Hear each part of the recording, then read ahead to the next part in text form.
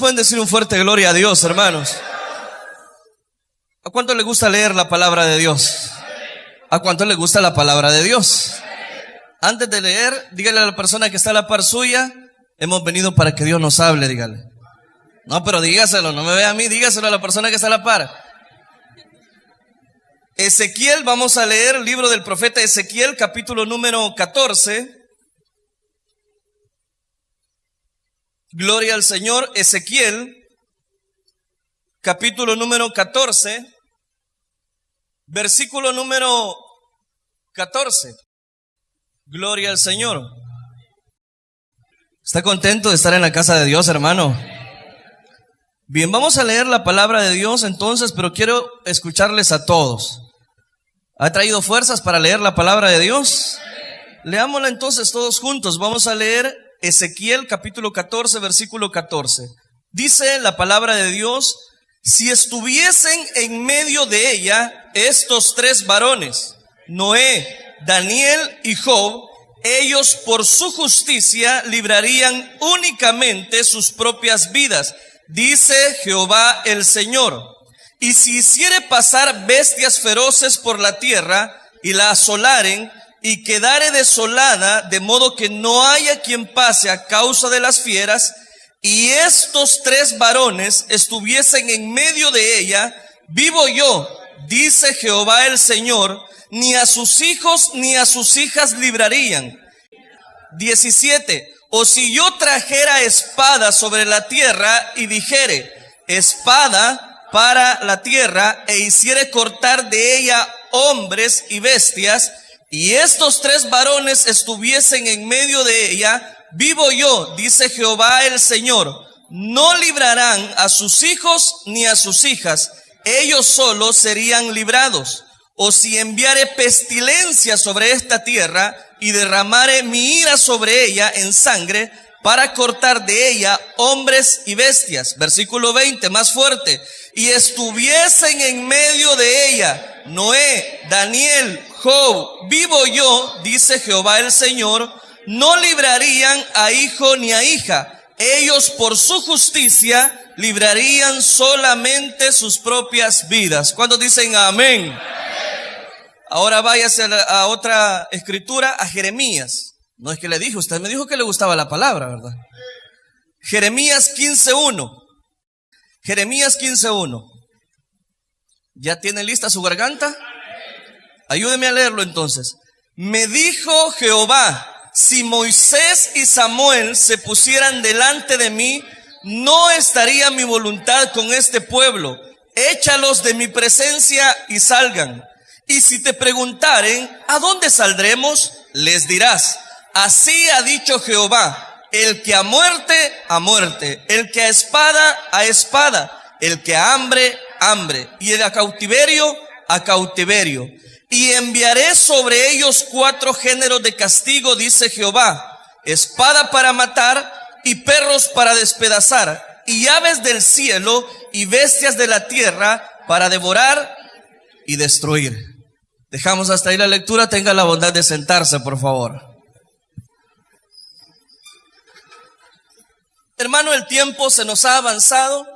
Quiero ser concreto en el pensamiento. Présteme toda su atención para que podamos extraer el pensamiento que Dios quiere dejarnos en esta mañana. He leído estas dos porciones de la Escritura porque pocas veces, hermanos, se nos habla acerca de la implacable ira de Dios. Si usted notó, en esta segunda referencia escritural de Jeremías capítulo número 15, antes de ese versículo número 1, ¿cuál es el tema que antecede según la versión que usted está manejando, la versión 60? ¿Cómo dice ahí? No, ya cerraron su Biblia. ¿Cómo dice ahí? La implacable ira de Dios contra Judá. En el primer texto dice: justicia del castigo de Jerusalén. Ambas porciones están anunciando un objetivo principal, y era que Dios había llegado a su límite. Dios había mandado profetas, Dios había mandado mensajeros, portavoces, que marcaran los tiempos de aquellos desaciertos e inciertos dentro del pueblo de Dios. Normalmente se resume, lo que voy a tratar de introducirme, es lo que el libro de los Jueces menciona, que cuando el pueblo está sin visión, muchas veces el pueblo se va a desenfrenar. Y es en época de los jueces donde cada uno hacía lo que bien les parecía. Desde ese momento se vivía un ciclo. Dios tenía que levantar un juez para poder marcar los tiempos, los aciertos dentro de la iglesia, o en este sentido, para ubicarnos bien en el Antiguo Testamento, dentro del pueblo de Dios. Es aquí donde cobra tanto valor esas dos temáticas que aparecen en estas dos porciones que hemos leído. La primera es la implacable ira de Dios y el castigo de Jerusalén. Dios había mandado constantemente mensajeros para decirles a las personas que se volvieran a Dios, que volvieran bajo la voluntad de Dios, el cual normalmente el pueblo de Dios se desenfrenaba. A eso también podríamos añadirle a manera de introducción que pocas veces, óigame bien lo que voy a mencionar, pocas veces vemos a Dios de esta manera. Ahí dice la implacable ira de Dios. Y si usted, solo hay dos formas, hermanos, de analizar bien los versículos de la palabra de Dios. Número uno, ubicándonos en el contexto. Y número dos, haciendo del texto un análisis definitivo de lo que Dios quiere dejarnos. Es ahí entonces donde cobra tanto valor las palabras que en ese momento tanto el profeta Jeremías como el profeta Ezequiel están ejerciendo dentro del pueblo de Dios. La ira de Dios, la destrucción de Jerusalén, Dios llegó a su límite y dije, no, hasta aquí. Y anunció el cautiverio babilónico. Y usted conoce cómo después de estas palabras que estos profetas están mencionando, Dios cumplió su promesa. Porque le dice, el que a cautiverio, el que a espada. El problema era que la injusticia social dentro del pueblo de Israel estaba muy preponderante. A manera de introducción también podría mencionar que el pueblo de Dios estaba tan corrompido porque los profetas, algunos profetas, no todos, le declaraban al pueblo lo que el pueblo deseaba escuchar. No eran profecías que de Dios venían, sino que ellos anunciaban lo que ellos, de alguna manera, el pueblo quería escuchar. Por ejemplo, Jeremías y Ezequiel decían que se volvieran a la voluntad de Dios, que volvieran a los caminos de Dios. Y si no se volvían, Dios anunciaba ese cautiverio, específicamente el cautiverio babilónico para Jerusalén. Y no entendieron, a tal punto que se cumplió esa profecía y se cumplió los elementos de la implacable ira de Dios. Otro aspecto a destacar es que en ningún otro pasaje aparece un Dios con ira, así como lo menciona acá, y comparando a su pueblo con las bestias del campo. No hay otro pasaje. Aquí, de lo que se nos habla, es que llegó un límite para Dios. Ese no es el tema, hermano, pero lo llevo a mención para que usted ubicarlo en el contexto. Recuerde algo, que Dios no puede ser burlado. Y todo lo que el hombre siembra, tarde o temprano, lo va a cosechar. Entonces, si Israel, en este momento los profetas, por lo menos Jeremías y Ezequiel, anunciaban que se volvieran a Dios, y si no se volvían a Dios, inmediatamente iban a haber 4 tipos de castigo, o pestes si usted quiere. Y el último de ellos era el proceso del cautiverio babilónico. Es ahí donde el mensaje de ellos no gustaba al pueblo. Porque el pueblo lo que les gustaba es que los otros profetas, y usted lo puede ver en estos libros, que habían personas que se paraban frente al pueblo y le decían, todo está bien delante de Dios, ya vamos a salir de este fracaso. Ya no va a haber cautiverio, ya no va a haber castigo de Dios. Pero lo que realmente Dios mencionaba por sus mensajeros era que si Israel continuaba de esa manera, la implacable ira de Dios iba a llegar sobre su pueblo. Es un tema, hermanos, que todos estamos familiarizados. A este mundo un día le va a llegar su hora, porque el juicio de Dios viene. Es lo que Juan el Bautista mencionaba, el hacha ya está respuesta. Llega un día donde todos los que no son cristianos comparecerán ante el juicio de Dios. Los cristianos llegaremos precisamente al tribunal de Cristo, donde se nos han de dar galardones. Teniendo en cuenta, ya ubicando en el contexto que Dios está enojado, es donde encontramos estos dos pasajes. Llama poderosamente la atención que Dios usa palabras muy fuertes para su pueblo. Véalo conmigo, dice el versículo, empecemos por Ezequiel, capítulo 14, versículo 13. Ahí Dios le habla a Ezequiel y le dice, están conmigo, ¿verdad, hermanos? Dice, hijo de hombre, cuando la tierra pecare contra mí, rebelándose perfidamente, y extendiere yo mi mano sobre ella, y le quebrantare el sustento de pan, y enviaré en ella hambre, y cortaré de ella hombres. Oiga cómo lo está anunciando. Voy a iniciar este castigo, les dice, cortándoles el pan de cada día. Si así no entienden, entonces voy a quebrantar el sustento diario. Y si así no entienden, dice el versículo número 14, cortaré de ella a hombres y a bestias. El mismo nivel pone a los hombres con las bestias. O sea, pocas veces nosotros vemos que Dios está enojado. Hay otras referencias, hermanos, que yo pudiera mencionar. El tiempo no me da, pero sí hay porciones ya dentro del Nuevo Testamento donde, por ejemplo, el Hijo de Dios, Jesús, se enojó. Y es cuando entró en el templo, que habían hecho de la casa de su padre casa de mercado y no de oración, donde estaban los cambistas. Y dice ahí la escritura que Jesús se enojó y empezó a aventar las mesas de los cambistas. Mi casa, casa de oración será llamada, y usted las habéis hecho cuevas de ladrones, le dijo Jesús en esa oportunidad. Entonces vemos que de alguna manera, tanto Jesús, el Hijo de Dios, como Dios mismo, en estas dos porciones, llegan a su límite. Llegan a un límite. Es como cuando usted está jugando con su hijo, tal vez no jugando, su hijo está jugando, y usted le dice, mire, no lo vuelva a hacer. Hay padres que ese no lo vuelva a hacer, lo repiten como 4 veces. Pero hay padres de familia que le dicen a su hijo, no lo vuelva a hacer. A la próxima le cae. ¿Cuál es el buen padre? Que al final cumple lo que le está mencionando, le cae. ¿Sí o no, hermanos? Entonces, aquí así estaba Dios. Estaba ya en el límite. Y por eso la temática, la justicia de Dios contra Jerusalén y la implacable ira de Dios. Pero en ese enojo, en ese desglosar y comparar al hombre como con una bestia, Dios menciona unos nombres, el cuales me llaman la atención.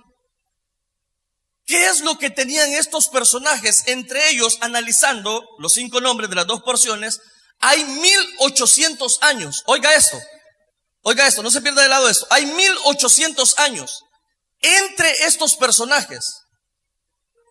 ¿Qué vio Dios en ellos? Y esa es la pregunta. ¿Cómo para poder analizar el texto que ahora nos encontramos? ¿Por qué Dios menciona a estas personas?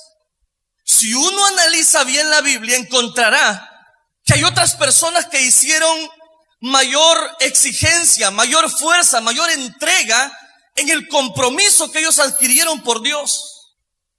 Pero ¿por qué en medio de su enojo, en medio de anunciar castigo, en medio de anunciar pestilencia, en medio de anunciar juicio para Israel, Dios menciona estos 5 nombres? Me llama la atención ese detalle. ¿Por qué los menciona? ¿Qué tenían ellos? ¿Cuál era la diferencia que ellos habían marcado? Antes de analizarlo, yo quiero que vea conmigo algo. No se pierda este detalle. Versículo 14 de Ezequiel. ¿Qué dice? Si estuviesen en medio de ella estos 3 varones, Noé, Daniel y Job, ellos por su justicia librarían únicamente sus propias vidas. El Señor está diciendo, voy a mandar castigo, Jeremías, ya no, el pueblo no ha querido obedecer. Ezequiel, quítate, voy a mandar la peste sobre Israel. Muchos van a ser despedazados, otros, los que queden con vida, los voy a mandar al cautiverio. Va a venir Nabucodonosor y los va a asolar todo Jerusalén y van a devastar todo este templo. Y efectivamente pasó.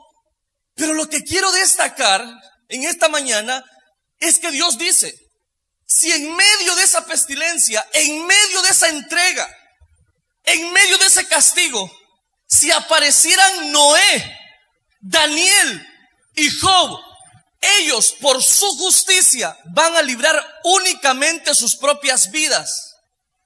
Como diciendo: yo voy a exterminar todos aquellos que no quieren caminar bajo la voluntad.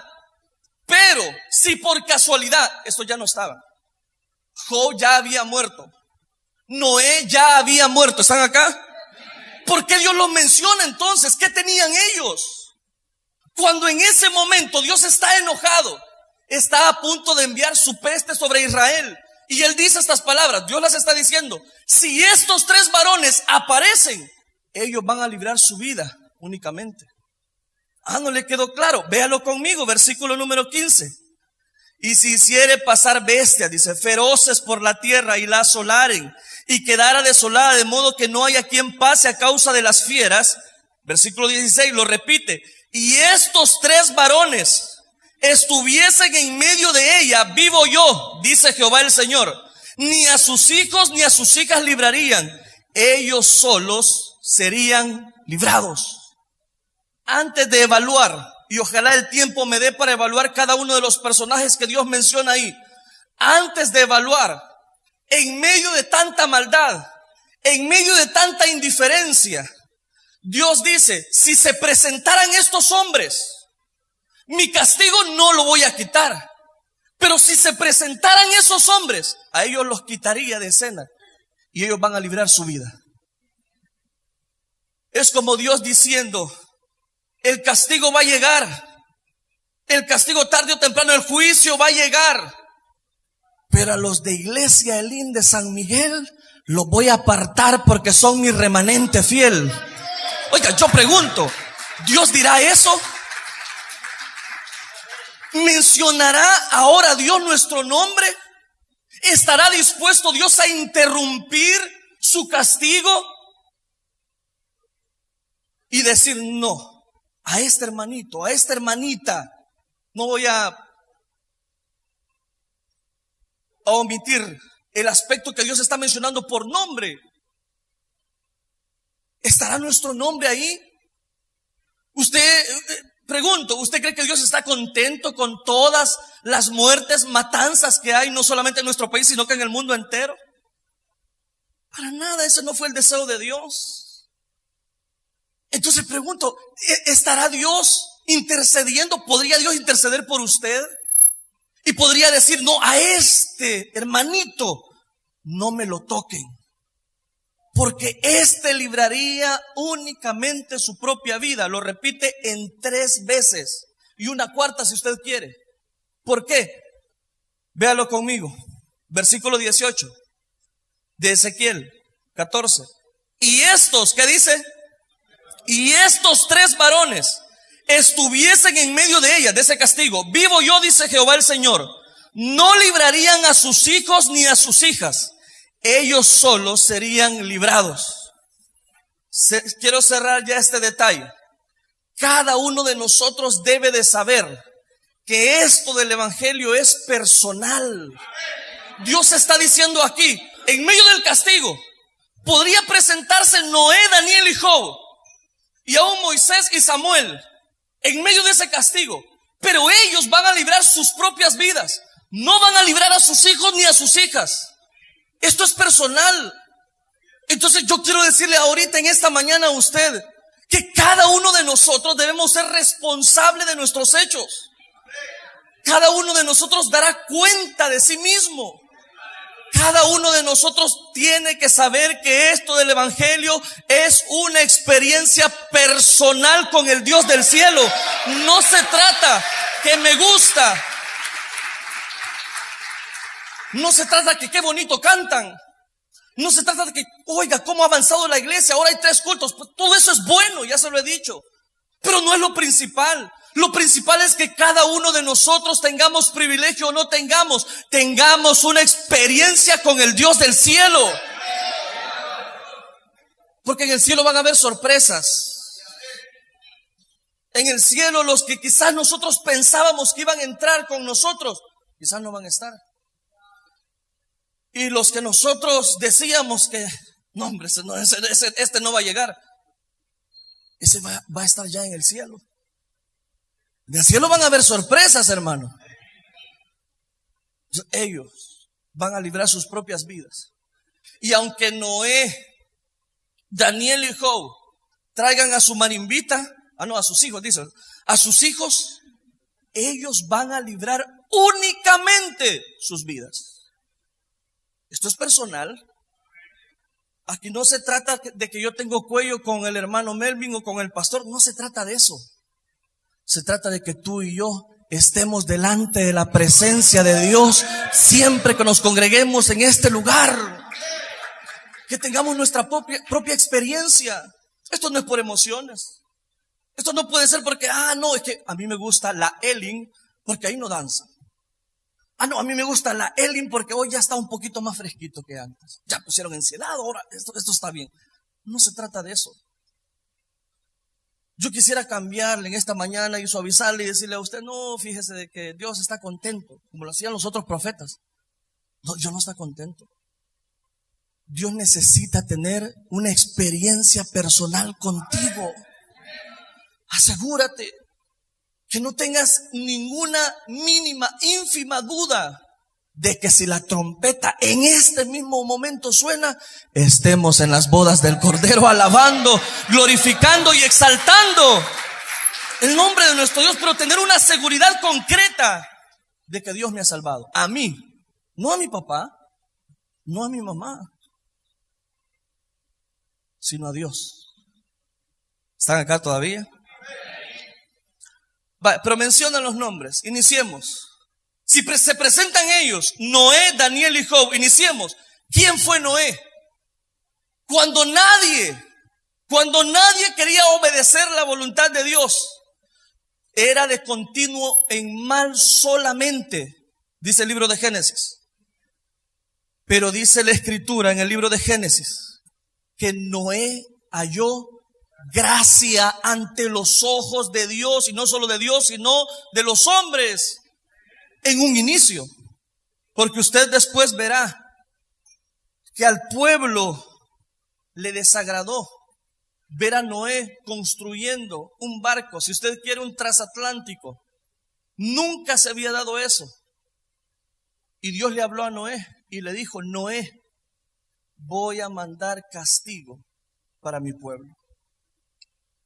Vas a tener que hacer estas dimensiones, esto y esto. Y aquel obedeció. El problema entonces no es ese. El problema es que la gente le empezó a gritar: estás loco, Noé. Estás loco, estás chiflado. Oye, ¿qué te pasa, Noé? Empezaron no solamente a cumplir la maldad, que de por sí ya estaban en la maldad, porque por eso Dios iba a castigar con un diluvio. Pero Noé, dice la escritura, halló gracia delante de Dios. Entonces, Noé era señalado injustamente. Le gritaban, le criticaban. El problema fue, hermanos, que en ese momento Noé siguió obedeciendo. El problema se presenta cuando Dios cierra la puerta del arca y efectivamente empieza a llover. ¿Usted conoce la historia? ¿Qué pasó? ¿Dónde están aquellos que se burlaban? Estaban llorando, gritándole a Noé: Noé, abre, hoy sí te creemos. Ahí está en su escritura. Abre, Noé, hoy sí te creemos. Pero ya era demasiado tarde. Entonces, ¿qué aprendemos de Noé? ¿Por qué Dios ahora lo menciona? Présteme su atención. ¿Por qué Dios ahora lo menciona en este listado? Porque Noé fue obediente en todo. Obedecía. Si Dios le decía, haz esto, él lo hacía. Con razón ahora vemos que en medio de castigo, en medio de pestilencia, Dios lo menciona y le dice: si se presenta Noé en ese castigo, yo lo quito y lo protejo. Porque fue obediente. Lo señalaban. Si a usted le dice, ¿y qué vas a hacer un día? Si mira, el día domingo es para levantarse tarde. ¿No es cierto que así le dicen los amigos? Si es para levantarse tarde, quédate acostado. No, dice usted, yo y mi casa vamos a ir a alabar el nombre de nuestro Dios este día domingo, muy tempranito. Sí, pero venimos a alabar y glorificar el nombre de Dios. De pronto, si sus compañeros de trabajo tiran habladas, de pronto sus amigos no creen en el cambio que usted ha tenido, con sus hechos usted predicará más que con 1000 palabras. Así era Noé, fue obediente. Sigamos. Después de Noé, ¿quién está? No, ¿quién está? Daniel. Lo estamos viendo, no me voy a detener mucho en lo estamos viendo con el estudio del pastor. ¿Quién era Daniel? Daniel, desde que fue deportado, este es el único, oiga bien, este es el único que va a mencionar de los 5 nombres que están vivos. Los demás a estas alturas estaban muertos. Solo Daniel era contemporáneo de la época. Era un niño en este momento. Pero él, desde que fue deportado con sus compañeros de Jerusalén a Babilonia, él dijo, no me voy a contaminar con la comida del rey. Eso estaba fácil, de alguna manera venían de aguantar hambre un par de días dentro del cautiverio. Entonces, para él estaba fácil. No, el problema fue cuando se publicó el edicto que nadie podía orar a su Dios, nadie, porque vigiaron, permítame esa expresión, porque vieron a Daniel que oraba constantemente a su Dios, abriendo la ventana de su cámara más secreta y viendo lo poco que quedaba de Jerusalén, le oraba a su Dios. Entonces empezaron a investigar. Mira, el diablo para eso es bueno. Quiere ver en dónde nos hace caer. El diablo empieza a mandar un escrutinio a sus secuaces. Y dice la escritura que no hallaron ningún delito para poder señalar a Daniel. Ninguno. Entonces lo único que se les ocurrió es publiquemos el edicto para que éste deje de orar a su Dios. ¿Y qué hizo Daniel? ¿Qué hizo Daniel, hermano? Aunque se publicó, aunque él era muy buen amigo del rey y el rey ya había firmado el decreto y el rey estaba angustiado cuando vieron que Daniel lo llevaban ya a ser castigado, a la sentencia de juicio. ¿Y qué pasó? Aquel obedeció. Aquel siguió orándole a su Dios y Dios lo respaldó. ¿Cuántos Daniel la vemos aquí en esta mañana, hermano? Con razón, en medio del castigo, en medio del juicio, ahora vemos que Dios sacaría a Daniel. ¿Por qué? Porque Daniel vivía conectado con Dios. Porque en medio, hermano, de la dureza humana, en medio de los señalamientos injustos, en medio de tanta indiferencia de la gente, Daniel seguía orándole a su Dios, buscando la presencia de Dios siempre. Entonces, ¿qué hacer? ¿Qué hacer en los momentos de dificultades? Orar, hermano. Orar, siga luchando, siga perseverando. No se angustie. No vea las desilusiones que la vida presenta. Siga orándole a su Dios, que Dios pronto dará la respuesta. Por cierto, en hebreo, Daniel lo que significa, Dios es mi juez. Ese juez no se vende debajo de la mesa. No le pasan. Iba a decir una palabra, pero no quiero decir. Pero ya la pensé, es lo mismo. Daniel no era un falso político, ladrón, que se vendía debajo de la mesa, los votos. Daniel llegó a ser el segundo mejor en una ciudad pagana, pero con principios bien puestos, porque tenía los valores de Dios. Lo que este mundo no necesita, hermano, no es un nuevo entidad política. Lo que este mundo necesita es a Cristo. Este mundo está cansado ya de ver izquierdistas, derechistas, centristas y todo lo que usted se imagine. Lo que este país necesita es el Salvador de cielo y tierra. Eso es lo que necesita. Daniel quería cumplir la voluntad de Dios. ¿Y la cumplió? Sí. Tanto la cumplió que quiero cerrar Daniel diciendo esto. Dios termina el cautiverio por 70 años. Y Daniel se queda en Babilonia, presentando ahí los valores cristianos. Igual nosotros, hermanos. Nosotros sabemos que nuestra ciudadanía no está en la tierra. Pero mientras la trompeta no suene, mientras Cristo no venga por su iglesia, usted y yo debemos ser la sal de esta tierra, la luz de este mundo. ¿Quién sigue? ¿Qué nombre? Job. Este es el tercer personaje. El segundo, que no hay nada, hermano, nada intachable. Es de los ejemplos perfectos cuando las tormentas arrecian nuestra vida y que siguen parados en la roca inconmovible de los siglos. ¿Quién fue Job? Permítame hablar detalles. Job era cuando Satanás le pidió a Dios que le permitiera tocar un poquito a Job.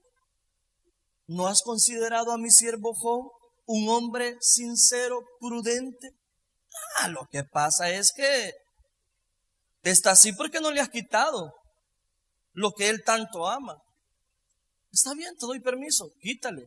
Y empezó a quitarle los hijos. No solamente le quitó los hijos, le quitó todos los bienes materiales. No solamente le quitó todos los bienes materiales, también en ese momento le mandó una sarna maligna, el cual él tenía una enfermedad y se rascaba. No solamente eso, la mujer todavía no había sido quitada. La mujer le dijo: ¿y todavía retienes tu integridad con ese Dios que tú profesas? Y él podía decir: de oídas yo había oído de este Dios, pero ahora que estoy atravesando estas cosas, mis ojos te ven. Y yo sé que mi Redentor vive. Y aun si estas carnes mueren, seguiré glorificando el nombre de mi Dios. ¿Qué aprendemos de Job? Que en ningún momento, hermano, en ningún momento le dio la espalda a Dios. Y fue de los hombres que Dios más zarandeó, tocó, exhortó. Pero así Dios le triplicó todo lo que le había quitado. ¿Qué quiero decirle con eso? Si ahorita la tormenta, hermano, está más fuerte que nunca, si ahorita usted siente que Dios está apretando el cincho, ya sea por los desaciertos o los inciertos que usted ha cometido en la vida, téngalo por seguro que un día saldrá el sol de justicia, que es nuestro Dios, y llegará para darle consuelo al afligido y al menesteroso. O sea, no se turbe tu corazón, no reniegues contra Dios, no rompas filas en la vida espiritual. Sigue luchando, cristiano, que pronto llegaremos a la patria celestial. Pronto llegaremos a declarar que Dios está con nosotros. Con razón ahora vemos que en medio del enojo de Dios dice a Daniel: no me lo toco, ni yo mismo toco a Daniel. Los intocables de Dios son estos. Hay de aquellos que toquen a uno de mis pequeñitos, es como si toquen la niña de mis ojos, dice el Señor. Tengo que avanzar rápidamente. Me dijo Jehová, Jeremías 15:1, me dijo Jehová: si Moisés y Samuel se pusieran delante de mí, versículo 1, no estaría mi voluntad con este pueblo. Échalos de mi presencia y salva. Échalos. Pero si se presentan estos, ellos van a librar sus propias vidas. Moisés, ¿y quién es el otro? Empecemos por Moisés. ¿Quién era Moisés? Que cuando recibió los mandamientos de estar en la presencia de Dios y su rostro venía resplandeciente al bajar, vio que el pueblo de Israel, saliendo de la esclavitud de Egipto, habían hecho un becerro de oro, una falsa divinidad. ¿Y qué pasó? Moisés se enojó también y aventó, permítame parafrasear esas palabras, aventó y empezó a abrir un hoyo, voy a decirlo. Y Dios empezó a mandar un castigo al pueblo de Israel. Y empezó a abrir un hoyo y la tierra empezó a tragarse los vivos. Personas lloraban y de pronto Moisés reacciona y Dios le habla. Tu pueblo, Moisés. Bueno, ¿de quién era el pueblo? ¿De Dios o de Moisés? Pero ahí lo dice en el libro del Éxodo. Dios le dice a Moisés, Moisés, tu pueblo. El pueblo era de Dios, no de Moisés. Dios estaba tan enojado que empezó a tragarlos. Pero en ese momento Moisés reacciona. El líder marca los tiempos. Estaba a punto de seguir tragando más personas y Moisés se para frente, como diciéndole a Dios, Señor, espérate. ¿Qué dirán a tu grande nombre? Este es tu pueblo, Dios. ¿Nos sacaste de la esclavitud de Egipto para perecer? No es así, Dios. Moisés marcaba con exactitud los momentos precisos dentro del desierto para con Dios. Todavía no me pregunto, pero no puedo altercar contra Dios.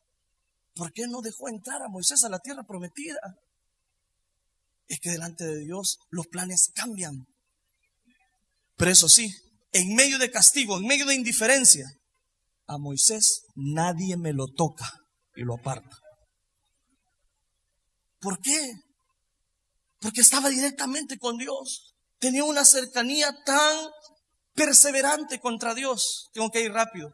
Samuel, el niño Samuel, ni los sacerdotes, Elí, ni los encargados de ministrar en el templo escuchaban la voz de Dios. Se habían vuelto proverbiales, sus hijos proverbiales delante de Dios.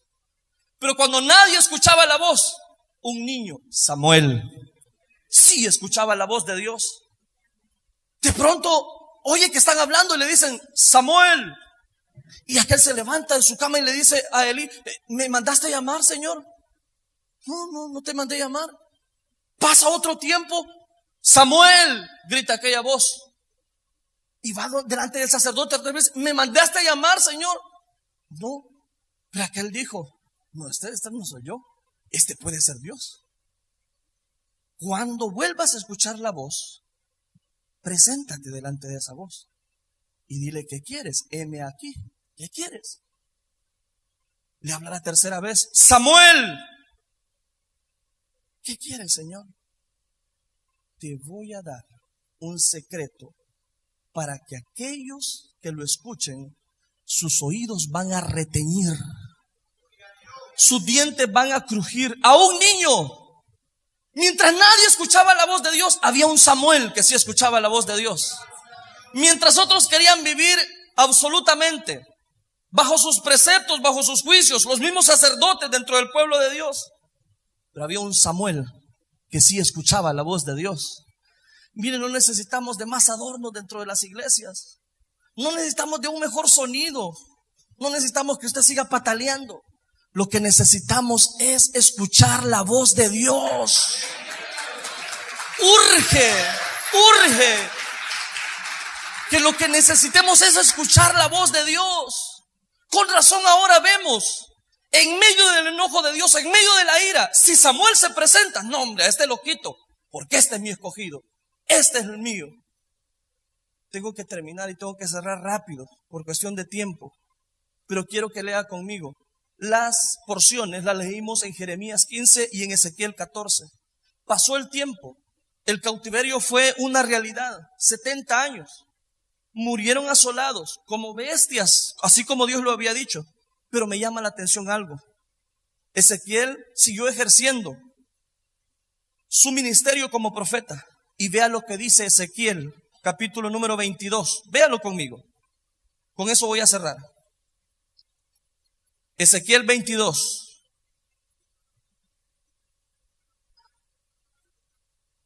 Ezequiel 22. Versículo 30. Vea lo que dice ahí. Y busqué entre ellos hombre que hiciese vallado y que se pusiese en la brecha delante de mí a favor de la tierra, para que yo no la destruyese. ¿Y qué dice? No lo hallé. Seguí buscando. Mandé el castigo. y busco, anuncio por medio de Ezequiel, seguí buscando personas que hiciesen vallado, que marcaran el tiempo delante de mí, para que no los destruyese. Y busqué entre todo el pueblo, dijo Dios, y no lo hallé. ¿Qué le parece? Pregunto, en medio de esos intocables de Dios, ¿estaremos nosotros ahí? Algo así como que Dios dijera, después, por aquellos carnavaleros, después del carnaval de San Miguel, yo voy a destruir San Miguel. Pero a este hermano, a este hermano, a este hermano, a este hermano, a Chepe, a Miguel, a esos no me los toque. Pregunto, ¿estará nuestro nombre ahí? No estoy hablando del nombre que Dios desde antes de la fundación del mundo escribió en el libro de la vida. No estoy hablando de eso. El que es salvo, mis queridos. Estoy hablando de una intervención de Dios a favor de su pueblo, a favor de usted, de mí. ¿Podrá decir Dios no? En medio de ese mundo pagano, a ellos les voy a preservar la vida. Yo quiero cerrar con dos cosas. Dios, en medio de este contexto, de esos cautiverios, no encontró ninguno, a pesar de que presentó listados contemporáneos, uno contemporáneo, otros más de 1000 años habían pasado y Dios los seguía mencionando. ¿Qué me dice eso? Cierro con dos cosas. Número uno, el que es hijo de Dios, es hijo de Dios. Y donde quiera que vaya, hermano, si va a otro país, no cambia los valores del reino de Dios por un plato de basura de allá afuera. Porque hay de pronto gente que se va para otro país y cambia totalmente. Cuidado con eso, cuidado. Daniel fue al cautiverio babilónico, lo que nosotros enfocamos como la Babilonia, el mundo de la época. Pero no se dejó contaminar. Adoró a su Dios siempre. Y el segundo detalle, con lo cual finalizo, es que creo que yo ya le he mencionado este detalle. Cuando su servidor estaba cursando la universidad, dentro del pasaje, por cierto, hoy esa colonia está muy peligrosa, o sea, nadie puede entrar si no conduye en mano, pero es ahí donde su servidor, después de haber encontrado, voy a decirlo de esta manera, apoyo en la universidad, en esa oportunidad no llevé las llaves de la casa, y yo sabía que ellos tenían una predicación, no sé si dentro del país, pero la cosa es que era lejos. Yo creo que en Guatemala, no me recuerdo muy bien. La cosa es que yo les hablé y les dije a mi mamá, mire, mamá, déjeme las llaves, porque no las traje, se me olvidó por salir a la carrera. Y para no hacerle largo el asunto, dentro del pasaje había muchas personas malas, buenas, y personas que se les notaba con malicia, que eran personas que robaban. Entonces pregunto, yo solo le dije eso a mi mamá, déjeme las llaves con algún vecino. ¿Usted cree con quién va a dejar las llaves en esa oportunidad? ¿Con las personas que estaban esquineando? ¿Con los mareros del pasaje? ¿Con las personas que usted sabe que va a robar? ¿A quién cree que le va a dejar las llaves? A una persona de confianza. Dios aquí está dando llaves a cada una de estas personas. A Daniel, a Samuel, a Moisés y a todos estos personajes. Entonces, Dios no va a dar la llave que tú necesitas a cualquier persona. Se la va a dar a sus escogidos. El punto sería, ¿usted será parte de los intocables de Dios? En el contexto vemos, no hay ninguno que hiciera vallado, que se presentara. Pero yo sé que Dios tiene acá un remanente fiel, que adora, glorifica y exalta el nombre de nuestro Dios. Dele un aplauso al Señor y cierre sus ojos. Cierre sus ojos y póngase de pie, por favor. Póngase de pie. Levante sus manos al cielo y dele gloria a aquel que vive y permanece para siempre. Levante sus manos al cielo, iglesia. Levante sus manos al cielo. De una vez, oremos. Presentémonos delante de ese Dios ellos solos, por su justicia, librarían únicamente sus propias vidas. Y empieza el listado. ¿Qué listado tomará Dios en esta mañana? Para proteger, para guardar, para llenarte de su misericordia, para hablar de su bendición. Padre, gracias por tu palabra. Gracias porque sabemos que tú tienes cuidado y control de todas las cosas. Y para ti, Señor, no hay nada que sea imposible.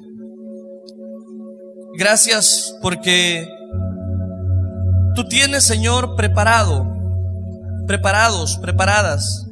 personas que te buscamos con sinceridad, con honestidad. Pero también, Señor, hablas por medio de tu palabra para aquellas personas que se alejan de tu redil. Y sabemos que tú estás dispuesto a dejar 99 ovejas para buscar la oveja perdida, la oveja que busca el pastor. Por eso yo te ruego que esta palabra, Señor, haga efecto transformador por el cual tú nos has hablado. Mientras usted sigue orando, quisiera llamar a aquellas personas que se han alejado del camino de Dios y que quieren hoy, en esta mañana, cuanto antes, retomar su vida espiritual. Le invito, sálgase de su lugar y venga aquí al frente. Vamos a orar por usted. No dispongo de mucho tiempo, el tiempo se nos ha avanzado, así que voy a ser breve y concreto en el llamado. Habrá una vida que necesita venir a los pies de Cristo Jesús y que dice, conociendo su amor, su gracia, su perdón, se alejó por la razón que sea. Pero Dios está dispuesto, como lo hemos visto en esta mañana, de nombrarte, de sacarte de la destrucción y darte el perdón, el amor que tanto tú estás necesitando. Para esto vino el Hijo de Dios, para deshacer las obras del diablo. Por eso, en esta mañana, tú tienes la oportunidad de reconocer a Cristo como tu Salvador personal. Tal vez conociendo del amor de Dios, tú te descuidaste. Pero ahora Dios te dice, ven pronto y estemos a cuentas. Ven pronto, dice el Señor, y estemos a cuentas.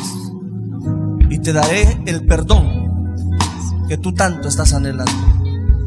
Habrá una vida que también por primera vez quiere reconocer a Cristo como su Salvador personal y dice, yo quiero el amor de Dios en mi corazón. Por experiencia personal podemos decirle, esto no es cualquier cosa, esto es lo mejor que a usted le puede pasar, tener a Cristo Jesús en su corazón, en su caminar.